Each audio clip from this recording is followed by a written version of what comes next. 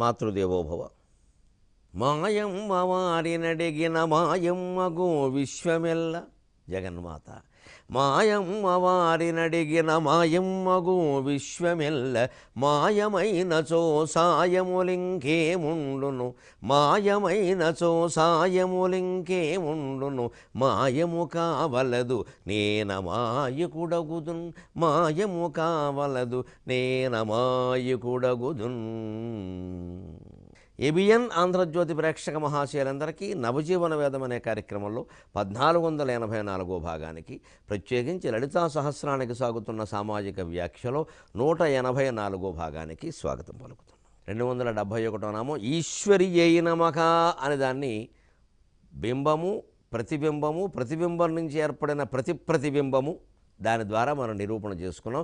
సింహంభట్ల వారికి అఖండమైనటువంటి నమస్కారాలు, అఖండమైన కృతజ్ఞత. మహానుభావులు చిత్స్వరూపంలో కలిసిపోయి ఉంటారు. వారు ఏ లోకంలో ఉంటారో అనే అవకాశం లేదు. వారు పరమేశ్వరుని లోకంలో ఉంటారు, సందేహమేం లేదు. ఆయన దయ, కామకళాకలాపం అద్భుతమైనటువంటి గ్రంథం అది. కాస్త కొంచెం పారిభాషిక పదాలు ఎక్కువగా ఉంటాయి. అందుకే నేను శ్రీ విద్యా రంగంలో ఉన్నవాళ్ళ కోసం చెబుతున్న సామాన్య పాఠకులకి అది అర్థం కావడం కష్టమే. శ్రీ విద్యా ఉపాసనలో రంగంలో ఉండి ప్రాథమిక సాధన చేస్తున్న వాళ్ళు కొంచెం ఆ పరిభాషకు అలవాటు పడతారు. కాబట్టి అది చూస్తే బాగా విషయాలు తెలుస్తాయి. నేను చూసే చెబుతున్నాను. ఇక్కడ ఈశ్వర స్వరూపంలో ఉన్నది ఎవరంటే పరాహంతా స్వరూపురాలు. జీవుడికి జీవాహంత ఉన్నట్టే ఈ ఈశ్వరునికి పరాహంత ఉంటుంది. అంటే ఈ దేహం నేను అని ఈయన అనుకుంటున్నట్టే ఈ సృష్టి నేను అని ఆయన అనుకుంటాడు. ఈ సృష్టి నేను అనుకోబట్టే బ్రహ్మదేవుడు అయ్యో సృష్టించేశానే అని ఏడిచాడు. ఈ సృష్టి నేను అనుకోబట్టే విష్ణుదేవుడు 10 అవతారాలు ఎత్తాడు దాన్ని కాపాడుకోవడానికి. ఈ సృష్టి నేను అనుకోబట్టే ఈశ్వర రూపంలో మళ్ళీ దాన్ని లీనం చేసుకున్నాడు. చేసిన తప్పు సరిదిద్దుకున్నాడు అన్నట్టు. పరమాత్మకి ఇవేవి ఉండవు. ఆ పరమాత్మ శక్తి ఆవిడ నిర్లేప నిర్మల నిత్య నిరాకార నిరాకుల నిర్గుణ నిష్కళ శాంత నిష్కామ నిరుపప్లవ. అదంతా నైతత్పురుష సమాసం. నిరాకారం అలాగే ఉంటుంది. అందుకని పరాహంతా స్వరూపురాలు. అందుకే శుద్ధ సత్వగుణ విశిష్టమే మాయ. ఈ ఈశ్వరుణ్ణి ఒక మాయ కమ్మేసింది, పరమాత్మను కాదు. గమనించండి, సూర్యుడు ఎదురుగా అద్దం పెడితే అద్దంలో ప్రతిబింబం పడింది అంటే అద్దంలో తేడా కానీ సూర్యుడిలో తేడా కాదు. సూర్యుడికి సంబంధం లేదు ఈ బింబంతో. ఈ అద్దం తీసేసినా బింబం ఉన్న లేకపోయినా అని ఉంటాడు. అంచేది ఈ 4వ బ్రహ్మగా పేర్కొన్నటువంటి ఈశ్వరుణ్ణి మాయ కమ్మింది, అసలైనటువంటి పరమాత్మని కాదు. ఆయన ఆ మాయలో పడ్డాడు. ఆయన ఏమనుకుంటున్నాడు, ఈ విశ్వమంతా నేను అనుకుంటున్నాడు. కాబట్టి సృష్టి స్థితి సంహారం చేసుకోవలసింది. ఆయన ఎప్పుడైతే మొత్తంగా ఈ విశ్వం నేను కాదని తెలుసుకుంటాడో అదే మహాప్రళయం. ఏదో ఒక జీవుడు తాను ఈ దేహం కాదు అని తెలుసుకుంటాడో అది ఆ జీవునికి సంబంధించినంత వరకు జీవప్రళయం, నిత్యప్రళయం. కనీసం నిద్రపోయేటప్పుడైనా ఇంకా ఈ రోజు అయిపోయింది బాబు, ఒక రోజు అయింది, నాకు రేపటి సంగతి చూసుకుందామని ప్రశాంతంగా పడుకుంటే వాడు నిత్యప్రళయం అనే ఆనందాన్ని అనుభవిస్తున్నట్టే. 60 ఏళ్ళు దాటాక ఆధ్యాత్మిక సాధన బాగా తీవ్రంగా చేసి మృత్యువుకి సిద్ధంగా ఉండి మృత్యువు వచ్చే దశలో కూడా శుభ్రంగా దేవులపల్లి కృష్ణశాస్త్రి గారు చెప్పినట్టుగా నా మరణ శయ్య పరచుకొన్నాను నేనే, నన్ను చూచి ఏడ్చుచున్నాను నేనే, నా మరణ శయ్య పరచుకొన్నాను నేనే అని మనమే శుభ్రంగా దర్భజాపూట వేసేసుకుని శుభ్రంగా పడుకుని అమ్మాయి కోళ్ళో కాస్త పట్టుకురామ్మా, నీళ్ళేవో పెట్టామా, మళ్ళీ మీకు ఇబ్బంది కలుగుతుందని బయట పడుకున్నానమ్మా అని చెప్పేసి నమ శివాయ నమ శివాయ నమ శివాయ అని వదిలేయగలిగితే ఆయన ఆ జీవుడు జీవిత ప్రళయానికి సిద్ధపడినట్టే, మృత్యువుకి సిద్ధపడినట్టే. అది మోక్షం. ఏ రోజు విషయాలు ఆ రోజు వదిలేయగలిగితే నిత్య ప్రళయానికి సిద్ధపడినట్టే. జీవితాంతంలో మృత్యువుకి సిద్ధపడితే జీవిత ప్రళయానికి సిద్ధపడినట్టే. అలాగే ఈ సమిష్టి రూపంలో ఉన్నటువంటి విరాట్ స్వరూపుడైనటువంటి ఈశ్వరుడు లేదా బ్రహ్మ లేదా విష్ణువు, వీళ్ళు 3 రూపాలు కాబట్టి ఈ 3 రూపాలు కలిపిందే సమిష్టి బ్రహ్మ కాబట్టి విరాట్ స్వరూపం. కాబట్టి ఆ విరాట్ స్వరూపమే తాను ఈ సృష్టి కాదు అని తెలుసుకోగలిగితే, మాయ నుంచి బయటపడితే అది ముక్తి పొందినట్టే. అంతే సూర్యుడు మాత్రం విడిగా అద్దంలో బింబానికి, గోడ మీద బింబానికి అతీతంగా ఉన్నట్టే ఈ మొత్తం బ్రహ్మ విష్ణు మహేశ్వరులకి, ఈ జీవులకి, ఈ ప్రపంచానికి మొత్తం అతీతంగా ఉండేదే పరాశక్తి. అంటే ఈ ఈశ్వరుడిగా ఆవిడ పరాహంతా స్వరూపురాలు, శుద్ధ సత్వగుణ విశిష్టమే మాయ. మాయావచ్ఛనుడే ఈశ్వరుడు, ఆయన 4వ బ్రహ్మ. మాయ చేత అవచ్ఛనుడు, మాయ కారణంగా మనకు కనపడడం లేదు. ఆయన్ని కమ్మింది అనడం కంటే మనకు కనపడడం లేదు అనడం మంచిది. ఇప్పుడు 272వ నామం తిరోధానకరీ ఈశ్వరి సదాశివాయై నమః. నిజానికి ఇది సదాశివానుగ్రహద, సదాశివుని రూపంలో అనుగ్రహిస్తోందని కూడా చెప్పుకోవచ్చు. అలా కూడా విభాగాలు చేసిన వాళ్ళు ఉన్నారు. నేను మాత్రం ఏదో ఒక ప్రామాణికత అనేది ఉండాలి కాబట్టి భాస్కరరాయలు చేసిన నామ విభాగాన్ని, దాన్ని బట్టి సరిగ్గా ఎక్కడా తప్పకుండా సింహం భట్ల వారు చేసినటువంటి నామ విభాగాన్ని నేను అనుసరిస్తున్నాను. ఏదో ఒక పద్ధతిలో ఉండాలి కాబట్టి. మంచిది. ఇక్కడ సదాశివ నామం వేరు, అనుగ్రహద అనే నామం వేరు. 272వ నామం సదాశివాయై నమః. ఈ శుద్ధ సత్వగుణ స్వరూపమైనటువంటి ఈశ్వరుడు ఉన్నాడే, శివుడు ఉన్నాడే, శివునితో అతీత అభిన్నత కలిగింది, సదాశివునితో అభిన్నత కలిగింది. అందుకని సదాశివ అన్నారు. ఎందుకని ఈశ్వరుడి వరకు వచ్చేసరికి తిరోధానమైంది. ఇప్పుడు మళ్ళీ తిరిగి అనుగ్రహించాలంటే పైన మంచం మీద పడుకున్న సదాశివుడు ఉండాలి. అందుకని గుణాతీతంగా ఉన్నటువంటి ఆ సదాశివునితో అభిన్నత కలిగింది అమ్మవారు. అందుకే ఈ శబ్దాలు చూడండి, శివుడికి పార్వతికి సంబంధించినవి. శివః శివ, భవః భవ, ఈశ్వరః ఈశ్వరి, కాలః కాళీ, అదే పేరు మీద చేర్పడతాయి. అంచేది సదాశివాయే నమః. ఆవిడ ఆయన శరీరంలో భాగం కాబట్టి ఆవిడికి ఆయనకి తేడలేదు. ఆవిడ ఆయన శరీరంలో భాగమని ఎందుకు అనాలి? ఆయనే ఆవిడ శరీరంలో భాగం అనొచ్చు. సమాన భాగాలైనప్పుడు అది ఎలా నిర్ధారణ చేస్తామండి? ఏదైనా తప్పలేదు. అందుకే ఒకరు చమత్కారంగా కూడా అన్నారు ఒక కవి సరదాకి, ఈశ్వరి అంటారు, ఈశ్వరుడు అంటారు, మీ నాటకం నాకు తెలుసు లేనాడు ఆయన. ఎందుకంటే శివుడు గుళ్ళో కూర్చున్నట్ట సాయంత్రం వరకు లక్షపత్రి పూజ జరుగుతోంది. ఏదో వస్తున్నారు, కొబ్బరికాయలు కొడుతున్నారు, నీళ్లు పోస్తున్నారు, పెడుతున్నారు. ఈయనేమో శివుడి మీద ఏవో పద్యాలు చెబుతున్నాడు. ఎప్పుడు ఈ కవిగారి ఒళ్ళో రూపాయి వేసిన వాళ్ళు లేడు. అందరూ ఏదో దండం పెట్టుకుంటున్నారు, వెళ్ళిపోతున్నారు. ఆయనకు ఒళ్ళు మండింది. విష్ణుమూర్తి గుళ్ళో కూర్చున్నా బాగుండేది, డబ్బులు రాపోయినా పులిహోర దద్దోజనం చక్కెర పొంగలి దక్కేది. వైష్ణవులు మంచి ప్రసాదాలు గుమ్మగుమ్మలాడుతూ నైవేద్యం పెడతారు. ఈ శివుడికి ఏమీ లేదు, బోడి జంగమైనా ఈయన విభూతి పూజ రాసుకుంటాడు. నా పరిస్థితి అలాగే ఉంది. కానీ ఆ జంగమత్వంలో ఎంత గొప్పతనం ఉందో ఆయనకి ఏం తెలుసు? కోపం వస్తే అలాగే ఉంటుంది. అందుకని ఈయన ఇలా ఉన్నాడు, ఈయనకి ఏం అక్కర్లేదు, నాకు ఏం అక్కర్లేదు అనుకుంటున్నాడు. ఎవడో రూపాయి ఇవ్వట్లేదు అని ఒళ్ళు మండి శివుడి మీద ఒక పద్యం చెప్పాడు. నువ్వు అర్ధనారీశ్వరుడు ఎందుకు అయ్యావో, శివునితో అమ్మవారి అభిన్నత అని ఎందుకన్నారో, అమ్మవారికి వేరే పేరు కూడా లేకుండా శివః శివ, భవః భవ, ఈశ్వరః ఈశ్వరి, కాలః కాళి అంటూ నీ పేరునే ఎందుకు చివరిలోకి తగిలించుకుందో నాకు తెలుసు లేవయ్యా నీ నాటకం అంతా. శివుడు ఆనందంగా వింటున్నట్టు ఈయన ఏం చెబుతున్నాడో చూద్దాం. ఆయన చెప్పట్ట, ఈశ్వర లోకమెల్ల వినుతించును గొప్పగా నిన్ను అర్ధనారీశ్వరమూర్తివంచు. ఈశ్వర లోకమెల్ల వినుతించును గొప్పగా నిన్ను అర్ధనారీశ్వరమూర్తివంచు. అది ఎందులకో ఇప్పుడే నిరింగితిన్, అది ఎందులకో ఇప్పుడే నిరింగితిన్. ఈశ్వరి వేరుగా నిలువ ఇరువురి పోషణ కష్టమంచు. ఈశ్వరి వేరుగా నిలువ ఇరువురి పోషణ కష్టమంచు. సింహాశ్వను పార్వతీ సతిని అర్ధ శరీరమునందు దాల్పవే. సింహాశ్వను పార్వతీ సతిని అర్ధ శరీరమునందు దాల్పవే. సంస్కృతంలో దీనికి మూలమైన శ్లోకం ఉంది. సరదా పుట్టి నేను తెలుగు పద్యంలోకి అనువాదం చేశాను. ఈశ్వర లోకమెల్ల వినుతించిన గొప్పగా నిన్ను అర్ధనారీశ్వరమూర్తి వంచు. అందరూ నిన్ను ఊరికే అర్ధనారీశ్వరుడు అంటారయ్యా. అది ఎందులోకో ఇప్పుడు నేను ఎరింగితే నాకు తెలుసులే అన్నాడు. వెంటనే శివుడు వచ్చాడు. ఏమిట్రా బాబు, నాకు కూడా తెలియదు, నీకేం తెలుసునో చెప్పరా, చెబుతావేమో. ఎవరైనా పత్రికా విలేకరులు అడిగితే అమ్మవారిని మీలో ఎందుకు కలుపుకున్నారంటే నేనే ఏమిటో జవాబు చెప్పుకోలేదు, నేను కలుపుకుంటే కదా ఆవిడే కలుపుకుంది అన్నాడు. అప్పుడు ఈయన చెప్పాడు, నాకు తెలుసుని లేవయంటే ఏమిటా, ఈశ్వరి వేరుగా నిలవ ఇరువురి పోషణ కష్టముంచు. భార్య వేరుగా ఉంటే ఈయనదో పొట్ట ఆవిడదో పొట్ట, 2 పొట్టలకు సరిపడా భిక్షాటం చేయాలి. ఈయన ఉద్యోగమా సద్యోగమా? అప్పట్లో నిరుద్యోగ భృతి కూడా లేదు. నిరుద్యోగ భృతి ఉంటే శివుడికి నెలకు 3,000 ఇచ్చేవారు. మరి ఉద్యోగం లేదు, నిరుద్యోగ భృతి లేదు. పోనీ ఎన్నికలు లేవు, డబ్బులు ఇచ్చి ఓటేద్దామంటే, డబ్బులు తీసుకుని ఓటేద్దామంటే ఎన్నికలు లేవు, ఎలా సంపాదించుకోవాలండి? ఇప్పుడు శుభ్రంగా రకరకాల భృతులు పథకాలు ఉన్న తర్వాత ఎన్నికల్లో ఓట్లకు కూడా డబ్బులు వచ్చాక ఇంక వేరే ఉద్యోగాలు అక్కర్లేదు. ఇంకా ఏదో ఎన్నికలు వస్తూనే ఉంటాయి ఎప్పుడూను. ఇలాగా సంపాదించేది నిరుద్యోగ భృతి 3,000 తీసుకునేది, అందులో 50 ఖర్చు పెట్టేది, 50 దాచుకునేది, 1,500 నిలవ సుఖంగా ఉంది, హాయిగా కూర్చోవచ్చు. వాళ్ళ ఇంట్లో పెద్దవాడికి ఎలాగో వితంతు పింఛను ఇచ్చేస్తారు, వృద్ధులకు వృద్ధాప్య పింఛను ఇచ్చేస్తారు, పంటలన్నీ రుణమాఫీలే, ఎలాగో ఏం గొడవ లేదు, ఇంక సంపాదించే పనే ఉంది. మొత్తం బతక ప్రపంచం తయారైపోతుంది. సదాశివాయై నమః మనం పూర్తి చేసుకున్నాం. అంచేతన ఈశ్వరుడికి పాపం నిరుద్యోగ భృతి కూడా లేకపోయినా భిక్షాటం చేసుకోవాలి. ఎందుకు వచ్చింది ఈ భిక్షాటనకి? మళ్ళీ ఆవిడ వేరే నేను వేరే ఉంటే ఇద్దరికి భిక్షాటం చేసుకోవాలి, పెడతారో పెట్టరో అని, నువ్వు కూడా నాలో కలిసిపో, గొడవ లేదన్నాడు. సరే నిన్ను చేసుకున్నప్పుడే అర్థమైంది, నాకు ఈ విషయం అర్థమైందని కలిసిపోయింది అని కవిగారు సరదాకి బజ్జి చెప్పాడు. ఈశ్వరి వేరుగా నిలువ ఇరువురి పోషణ కష్టమంచు సింహాశ్వను పార్వతీ సతిని అర్ధశరీరమునందు దాల్పవే. సింహాన్ని గుర్రంగా చేసుకుని వాహనంగా చేసుకున్న పార్వతీదేవిని కూడా నీలో కలిపేసుకున్నావయ్యా, నీ లౌక్యం నాకు తెలియదా అన్నాడు. వెంటనే శివుడు ప్రత్యక్షమై అసలు అమ్మవారిని నాలో కలుపుకున్నాననే విషయాన్ని ఇంత చమత్కారంగా చెప్పినవాడు ప్రపంచం మొత్తం మీద నువ్వు ఒక్కడివే ఉన్నవరా, నీకు అష్టైశ్వర్యాలు అనుగ్రహిస్తున్నాడు పో, నాకు మాత్రం మారేడుకాయ బూడిదే మిగిలింది, నీకు అన్నీ ఇస్తున్నాడు బొమ్మన్నాడు. అది ఈశ్వరానుగ్రహం అంతే. చమత్కారంతో చెప్పినా చాలు, పరమేశ్వరుడు సంతోషిస్తాడు. సరే, జీవుడు హృదయం ఆనందంగా ఉంటే అందులో దేవుడు ఉంటాడండి ఖచ్చితంగా.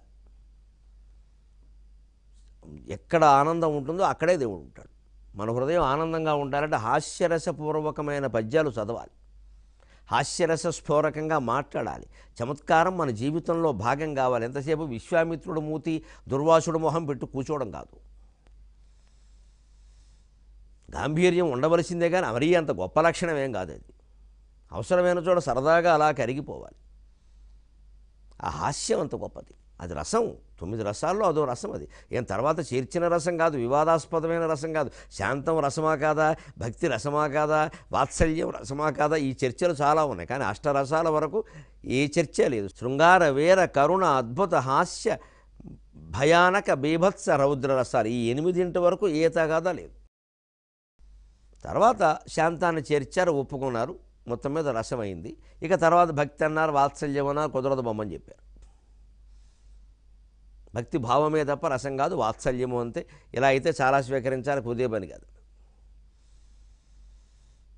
కానీ ఆ చమత్కారం అంత గొప్పదండి, మనకి నిలబడుతుంది. అందుకే సదాశివాయై నమః, సదాశివునితో అభిన్నత పొందింది. కాబట్టి ఏం చేస్తుంది 273వ నామం, అనుగ్రహదాయై నమః, అనుగ్రహాన్ని కలిగిస్తుంది. అనుగ్రహం దదాతీతి అనుగ్రహద, అనుగ్రహదాయే నమః. మళ్ళీ సృష్టిని పునరనుగ్రహం చేస్తావమ్మా, నీకు నమస్కారం. ఎలాగా? నిరవశేష లయం అయిపోయాక పరమాణు రూపంలో మళ్ళీ అనుగ్రహం చేస్తుంది. తద్దదాతి. అందువల్ల మరి పూర్తిగా నిరవశేషంగా లోపలికి వెళ్ళిపోయింది, ఒకటే పదార్థం మిగిలింది. ఒకటే పదార్థం మిగిలినంత మాత్రాన్ని మళ్ళీ దాంట్లోంచి రెండోది పుట్టదని ఏం లేదు. చెరువు ఒకప్పుడు అల్లకల్లోలంగా ఉంటుంది వర్షకాలంలో, శరత్కాలంలో నీరు చాలా తేటగా ఉంటుంది, హేమంత ఋతువు వచ్చేసరికి మొత్తం మంచు కమ్మేసినట్టుగా అసలు చెరువు ఉందా లేదా అన్నట్టుగా ఉంటుంది. అర్ధరాత్రి వేళ చూస్తే చాలా ప్రశాంతంగా, చేపలు కూడా కదలకుండా నిద్రపోతున్న స్థితిలో ఉంటుంది. అంత మాత్రం చేత దాంట్లో మళ్ళీ తరంగాలు లేవు అని ఏమైనా ఉందా? అంచేత మళ్ళీ సృష్టి అందుకే ఏర్పడుతుంది. మొత్తం అంతా నిర్వశేషంగా లయమైపోయినా సరే మళ్ళీ సృష్టి జరుగుతుంది. ఆ పరమాణు రూపంలో మళ్ళీ అనుగ్రహం దదాతి, ఇస్తుంది. కాబట్టి అనుగ్రహదాయై నమః అన్నారు. అందుకే ఇందులో బహిరున్మేషాన్ని ఈశ్వరుడు అన్నారు, అంతరున్మేషాన్ని సదాశివుడు అన్నారు. ఆ సదాశివ శక్తి అనుగ్రహం అంతరున్మేషం, లోపల నుంచి లోపలే వ్యక్తం అవుతున్నప్పుడు అది సదాశివ రూపంలో ఉంటుంది, సదాశివుడు అంటారు దాని పేరు. అది బహిరంగంగా విశ్వ రూపంలో వ్యక్తం అవుతున్నప్పుడు ఈశ్వరుడు అవుతుంది. ఒక ఈశ్వర విభూతి ఉంటే తప్ప అష్టైశ్వర్య విభూతి ఈ సృష్టి చేయడం సాధ్యం కాదు. ఆ అష్టమూర్తులు అందుకే శివుడికి ఉంటాయి. పంచభూతాలు, సూర్యచంద్రుడు, జీవుడు, యజమానుడు అంటారు ఆయన. మంచిదని ఇది బహిరున్మేషం ఈశ్వరుడు, అంతరున్మేషం సదాశివుడు. అందుకే అనుగ్రహం అనే మాటకి మనం ఇక్కడ అర్థం తెలుసుకుంటే పురుష ప్రయత్నం అనుగ్రహానికి మనం తరచు చేసుకునే వాదనలన్నీ వెనక్కి వెళ్ళిపోతాయి. అనుసృత్య గ్రహణం అనుగ్రహం, అది మనలోనే ఉంది, మనమే గ్రహించాలి. బయట నుంచి వచ్చేదేం కాదు. అది ఏ కొండ మీద లేదు, ఏ విభూతిలో లేదు, ఏ నదిలో లేదు, మనలోంచే వస్తుంది. అది అంచేది మనలోకే మనం వెళ్ళాలి, అనుగ్రహం కలగాలి. మనలోంచి ఎలా వస్తుంది? మనం ఏ దైవం రూపంలో విశ్వసిస్తే, ఏ దైవం రూపంలో పిలిస్తే, ఏ దైవం రూపంలో ఆరాధిస్తే అలా వస్తుంది. అది ఎక్కడి నుంచి వచ్చింది? మళ్ళీ వైకుంఠం నుంచి, కైలాసం నుంచి రాలేదు, ఇందులోంచే వచ్చింది. యోగ వాసిష్టం సహా, రమణ మహర్షి చెప్పిన విషయాలు సహా ఏది చదివినా అర్థమైపోతుంది ఈ విషయం, నీలోంచే వస్తుంది అది. అప్పుడు మనకేమైపోతే ఒక న్యూనతాభావం, మనలోంచి రావడం ఏంటి, అనవసరంగా చెప్తున్నారు. మనలోంచి ఎందుకు వస్తుంది? ఎక్కడో ఉంటాడు దేవుడు, ఆయన వస్తాడు. ఎక్కడ ఉంటాడు? అంతటా ఉన్నాడని మనమే చెబుతున్నాం, మళ్ళీ ఎక్కడ ఉంటాడు అంటున్నాం విచిత్రంగా. అంతటా ఉన్నాడని చెబుతున్నామా లేదా? అంతటా ఉన్నప్పుడు ఇందులో ఉన్నాడా? ఈ అసలు దేవుడు ఉన్నాడా లేదా అని చర్చించేవాడెవడు? వాడు దేవుడు. వాడెవడో వాడికి తెలియట్లే. మంచి దేవుడు ఉన్నాడా లేడా అనే ప్రశ్నకు మనం సమాధానం చెప్పగలం. నువ్వు ఉన్నావా లేదా అని అడగ, నాకు చెప్పమానండి. అది అర్థమైతే దేవుడు అర్థమవుతాడు. తాను లేనని ఎవడో ఉండ కదా, తాను అనే భావంలో ఆయన భ్రమలో ఉన్నాడు. మనం మాత్రం లేమేమిటి? తెలిసి ఒకటే, తెలియక ఒకటే. దినమరాజు వారి పుస్తకమే. ఆయన పని తెలియదనే అనుకుందాం ఉండవు నాస్తికుడికి. ఆయన శరీరమే నేను అనుకుంటున్నాడు. జీవశక్తి కూడా శరీరంలోనే పుట్టింది అనుకుంటున్నాడు. మనం తెలుసును కదండి, మనం నమ్ముతున్నాం కదండి. మనం అంతటా దేవుడు ఉన్నాడా నమ్ముతున్నామా? మనం దేహాత్మ భావన మనం వదిలేమా? ఆయన పైకి నేనే దేహం, దేహం అంటే దేహమే నేనండి, నేనంటే దేహమేనండి, ఆత్మ అనేదాన్ని నేను ఒప్పుకోను అన్నాడు. మనం ఆత్మను ఒప్పుకుంటున్నాం, పరమాత్మను ఒప్పుకుంటున్నాం, ఆ పరమాన్నాన్ని కూడా ఒప్పుకుంటున్నాం. మరి దేహం నేను అనుకోవడం మానేశామా? మరి ఆయన తెలియక ఆయన ఒకటే, తెలిసి మనము ఒకటే. అంటే వారెవరినో మార్చడం, వారెవరికో సమాధానం చెప్పడం, ఇది మనకి పెద్ద విషయం కాదు. అది మన సమస్య కాదు. అది ఆయన ఈ జన్మకు కాకపోతే ఇంకో జన్మకు తెలుసుకుంటాడు, మనకు అనవసరం. లేకపోతే పోతాడు ఎవడికట. మనం ఏ నమ్మకంతో ఉన్నాం, ఆ నమ్మకం సరైందేనా? నమ్మకం ప్రకారం పట్టుకుని వేలాడకూడదు ఎప్పుడు కూడా. శాస్త్రీయమా కాదా, వైజ్ఞానికమా కాదా, తార్కికమా కాదా తేల్చుకోవాలి. లేకపోతే ఇన్ని శాస్త్రాలు ఎందుకండి? కేవలం విశ్వాసం మీద దేవుడు ఆధారపడి ఉంటే ఇన్ని శాస్త్రాలు అవసరం అండి? 4 వేదాలు, 6 శాస్త్రాలు, ఇన్ని పురాణాలు ఎందుకు ఇవని? ఆ విశ్వాసాన్ని తార్కికంగా రుజువు చేయడానికే చేసిన ప్రయత్నం కదా ఇది.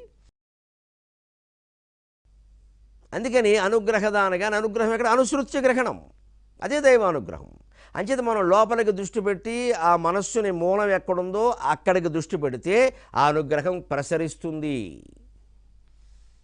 గుండెలు మండిపోవగ అకుంఠిత దీక్ష తపస్సు చేయగా, గుండెలు మండిపోవగ అకుంఠిత దీక్ష తపస్సు చేయగా, కొండల నుండి సాగి పెనుకోనలు దాటి, కొండల నుండి సాగి పలుకోనలు దాటి, పొలాలు దాటి పేరెండల మృగ్గువానిపై నెత్తిన వర్షపు జల్లువోలే. సాగర ఘోష చివరి అధ్యాయాల్లో ఉంటుంది ఈ మాట. గుండెలు మండిపోవగా అకుంఠిత దీక్ష తపంబు చేయగా, కొండల నుండి సాగి పలుకోనలు దాటి, పొలాలు దాటి పేరెండల మృగ్గువానిపై నెత్తిన వర్షపు జల్లువోలే, బ్రహ్మాండములేలువాని దయ అంత హఠాత్తుగా వృచ్చివాలిడిన్, బ్రహ్మాండములేలువాని దయ అంత హఠాత్తుగా వచ్చి వ్రాలిడిన్, వ్రాలిన వారే యోగులు. గుండెలు మండిపోయేలా తపస్సు చేయాలండి. ఇది సామాన్యమైన విషయం కాదు. అది ఊరికే వేపకాయలు పెంచుకుంటూ పోతే కుదరదు. ఇక్కడ 50 ఏళ్ళు దాటిన దగ్గర నుంచి ఈ బరువు ఎలా వదిలించుకోవాలి, ఈ బంధాలు ఎలా తగ్గించుకోవాలని ఆలోచించుకోవాలి. 60 ఏళ్ళ ఖచ్చితంగా కత్తెట్టు కోసినట్టు తీసి పారేయవలసిందే. నాకు సంబంధం లేదని, ఏదైనా కానీ ఏమైనా కానీ. 60 కాదు 70 కూడా ఆ పని చేయలేకపోతున్నామంటే దోషం మనదా, హిందూ ధర్మానిదా? అది ఎవరికి వారే మందు వేసుకోవాలి. మంచిది. అనుగ్రహం మనలోంచే వస్తుంది. అది నిజంగా కొండలు దాటి, పొలాలు దాటి, కోనలు దాటి, ఎండలో మగ్గివాడు కాస్త జల్లు పడితే బాగుంటుంది అనుకుంటే వాడిని మొత్తం వర్షంలో తడిసి ముద్ద చేసేస్తుంది. అలా వస్తుంది దైవానుగ్రహం. అలా వచ్చిన వాళ్ళనే యోగులు అన్నారు. మనం అలా పొందాలంటే అంత కృషి చేయాలి, అలా ఉండాలి, ముందు తపన ఉండాలి, అసలు చెయ్యాలని. అంచే అనుగ్రహదాయై నమః. ఇప్పుడు 274 పంచకృత్య పరాయణాయై నమః. 274 నామం పంచకృత్య పరాయణాయై నమః. పంచకృత్య పరాయణ, 5 రకాల ముఖ్యమైన పనులు చేయడంలో పరాయణమైపోయానో, తత్పరురాలు వైపు ఉన్నామమ్మా, నీకు నమస్కారం. ఈ పంచకృత్యాలు ఏమిటో ఇదివరకు చెప్పుకున్నాము. సృష్టి, స్థితి, సంహారము, తిరోధానము, అనుగ్రహము. జీవుడు పరంగా జాగ్రత్త అవస్థ, స్వప్నావస్థ, సుషుప్త్యవస్థ, తురీయావస్థ, తురీయాతీత అవస్థ. జీవుడికి 5, దేవుడికి 5 అవస్థలే. ఎవరికి తప్ప చిన్నవాళ్ళకి చిన్న అవస్థలు ఉంటాయి, పెద్దవాళ్ళకి పెద్ద అవస్థలు ఉంటాయి. ఎంత చెట్టుకు అంత గాలి. మనకేవో కర్మఫలాలు ఉంటాయి, దేవుడికి కూడా ఉంటాయంటే అవతారాలెత్తడం కర్మఫలం కాకపోతే ఏమిటన్నాడు రమణ మహర్షి గారు. అవతారాలెత్తడం కర్మఫలం కాకపోతే ఏమిటి, సమిష్టి కర్మఫలం అంటారు దాన్ని, అమాయకుడా అన్నాడు. దాన్ని సమిష్టి కర్మఫలం. ఆ విరాట్ స్వరూపం నేను అనుకుంటున్నాడు కూడా ఆయనకి తప్పదు. లేదా ఆ భార్య వియోగం ఏమిటి, ఏడవడం ఏమిటి? కృష్ణావతారంలో మాత్రం ఏం సుఖపడ్డాడండి స్వామి, ఎప్పుడూ బాధలే సరిపోయి. ఏదో ఆయనంటే బాధపడలేదంతే మహాయోగి, అంతే అలాగే ఉండాలి. బాధపడలేదు కానీ బాధలు లేవా? మాతాపితృ వియోగం, ఎక్కడో పెరగడం, ఆ తర్వాత బాల్యం నుంచి మొత్తం ప్రయోగాలే. 30 మందిని పంపించాడు ఆ దుర్మార్గుడు చంపేయమని, బాల్యం చిన్నపిల్లాడి మీద. మరి తాను దేవుణ్ణనే భావంతో ఉండబట్టి తట్టుకున్నాడు కానీ తాను మామూలు పసిబాలు ఉన్నట్టు తట్టుకునేవాడా? తర్వాత పైగా 8 మంది భార్యలా. ఏ వీళ్ళలో ఒకళ్ళు కోపాలు కాలుతో తన్నేవాళ్ళు ఒకళ్ళు, వేళ్ళతో పొడిచేవాళ్ళు ఒకళ్ళు, నానాయాతనండి ఇది. పోనీ తవర సంతానం కలిగాక ఏమన్నా ఉందండి? అనిరుద్ధి పెళ్ళికి యుద్ధమే, ప్రద్యుమ్నుడి పెళ్ళికి గొడవే, అన్నిటికీ గొడవే. రుక్మిణి కళ్యాణం పెద్ద గొడవ, సత్యభామ కళ్యాణం అంతకంటే గొడవ, తర్వాత వాళ్ళ నాన్నని చంపేశారంటూ అదో గొడవ. ఈ పెళ్ళి ప్రశాంతంగా జరిగింది కనుక ఆయనకి 8 పెళ్ళిళ్ళు పేరు. కానీ ఓ పెద్ద 7 ఎద్దులను పట్టుకుని ఉంచితే తప్ప నీలాదేవి పెళ్లి చేసుకోలేదు, అదో గొడవ. పోనీ ఇంత చేసి సంతానానికి అన్నాక ఏమైనా సుఖపడ్డా? ఆ స్థితి వచ్చేసరికి అప్పుడే భారత యుద్ధం రానే వచ్చింది, సత్యజావు అయింది. 18 రోజులు పాండవులను బతిమాలుకోలేక, గెలిచేది వాళ్ళును బతిమాలేది ఈయనను. ఇంత చేశాక సుఖం ఉందంటే కళ్ళ ముందు 80 కుమారుల్లో 70 మంది ఎగిరిపోయారు, తందనాలాడి కొట్టుకుని మొత్తం గడ్డి పరకలతో కొట్టుకుని ఎగిరిపోయారు. ఎక్కడండి శ్రీకృష్ణుడు సుఖపడింది? చిట్ట చివరికి వెళ్ళి బలరాముడిని చూసి తనంత తాను దేహత్యాగం చేద్దామని సిద్ధపడి హాయిగా బొట్టనవేలు మీద బాణం వేరైన వాడికి సూచన ఇచ్చినట్టు ఇచ్చేసి పడుకుంటే ఆ శరీరానికి 5-6 రోజుల పాటు దిక్కు లేకుండా పోయిందమ్మా. శ్రీకృష్ణుడి జీవితంలో వాస్తవంగా పరిశీలిస్తే ఒక్కటి కూడా శుభం అనేది లేదండి. కానీ ఆశ్చర్యం ఏంటంటే ఒక్క సందర్భంలో కూడా మహానుభావుడు కన్నీళ్లు పెట్టలేదండి. అది శ్రీకృష్ణుడు. మనం గ్రహించవలసింది అది పరమాత్మ నుంచి. ఇది అనేది లీలామానుషం వైభవం ఉండగా, వైభవం మనకు కనిపిస్తుంది. ఆయన ఎప్పుడు నవ్వుతూ ఉండవాళ్ళ. ఒక గృహస్థు కూడా అంతేనండి. ఒక ఇల్లాలు ముఖ్యంగా చాలా బాధలు పడుతుందండి భర్తతోటి, పిల్లలతోటి చచ్చిపోతూ ఉంటుందండి ఆవిడ. కానీ బైక్ మాత్రం ఎప్పుడు ఆఫీస్కి మాత్రం బ్యాగ్ వేసుకుని నవ్వుకుంటూ వెళ్ళిపోతుందండి. అనుకుంటూ ఉంటారు పక్క వాళ్ళు పాపం ఖాళీగా ఉన్నవాళ్ళు, ఆవిడకేమిటి బ్యాగ్ వేసుకు వెళ్ళిపోతుంది, నెలకో 30-50 వేలు సంపాదిస్తుంది. ఎన్ని గుండెల్లో ఆవిడకి ఎన్ని అగ్నులు ఉన్నాయో మీకు ఏం తెలుసమ్మా? ఇటువంటి వెరి వ్యాఖ్యానాలు ఎప్పుడు చేయకూడదు. ఉద్యోగాలు చేసేవాళ్ళ గురించి ఇంట్లో ఉన్నవారు కానీ, ఇంట్లో ఉన్నవారి గురించి ఉద్యోగాలు చేసేవారు కానీ, అసలు ఆడా మగ తేడా కాదు. ఎవరు ఇంకొకరి పరిస్థితి గురించి మనం తేలిగ్గా వ్యాఖ్యానాలు చేయకూడదు. ఆవిడకేమిటి ఆయనకేమిటి అంటూ ఎవరి కష్టాలు వారికి ఉన్నాయి. వాళ్ళలో ఉండే గొప్ప యోగినీత్వం ఏమిటి అంటే కనపడనివ్వరు. అవి నవ్వుతూ వెళ్ళిపోతారు. ఏమో తేలిగ్గా తీసుకున్నారో గంభీరంగా తీసుకున్నారో, ఎప్పుడు ఆ ఇల్లాలకి ఆ పెద్ద మనిషి గుండెపోటు వస్తుందో ఎవరు చెప్పగలరండి? అలా ఎందుకు ఆలోచించద్దు? ఏదో సుఖపడుతున్నారని అనుకోవడం, కుళ్ళిపోవడం ఎక్కడ? ఈ వ్యాఖ్యానాలు చేయకుండా ఉండాలంటే నిజంగా శ్రీకృష్ణుని యొక్క వ్యక్తిగత జీవిత చరిత్ర భాగవతం లోతుగా, అందులో సంస్కృత భాగవతం చదవండి దయచేసి. నేను ఎందుకు చెబుతున్నానో మీకే అర్థమవుతుంది. సంస్కృత భాగవతం రామకృష్ణ మఠం వారు వేశారు, తత్వవిధానంద సరస్వతి వ్యాఖ్యానంతో వేశారు.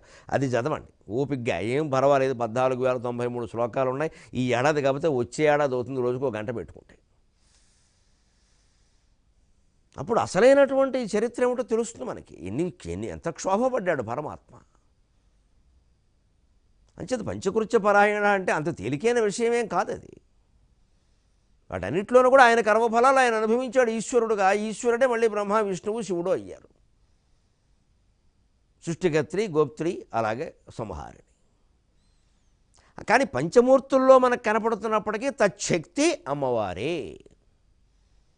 దాన్నే శంకరాచార్య సౌందర్యలహరిలో చాలా అందంగా చెప్పారు. జగత్సూతే ధాత హరిరవతి రుద్రక్షపయతే తిరస్కుర్వన్నేతత్సర్వం స్వమపి వపురీశ స్థిరయతి సదాపూర్వసర్వం తదిదమనుగృహ్ణాతి చ శివః తవ ఆజ్ఞామాలంబ్య క్షణచలితయోర్భ్రూలతికయోః. జగత్సూతే ధాత, బ్రహ్మ ఈ జగత్తును సృష్టించాడమ్మా. హరిరవతి, హరిహి అవతి, విష్ణువు కాపాడుతున్నాడమ్మా, సంరక్షిస్తున్నాడమ్మా. రుద్రక్షపయతే, రుద్రుడు దీన్ని సంహారం చేస్తున్నాడమ్మా, ముడి వేసేస్తున్నాడమ్మా, లీనం చేసేస్తున్నాడమ్మా. తిరస్కుర్వన్నేతత్, ఇదంతా మొత్తం తిరోధానం చేస్తున్నాడు ఎవరమ్మా?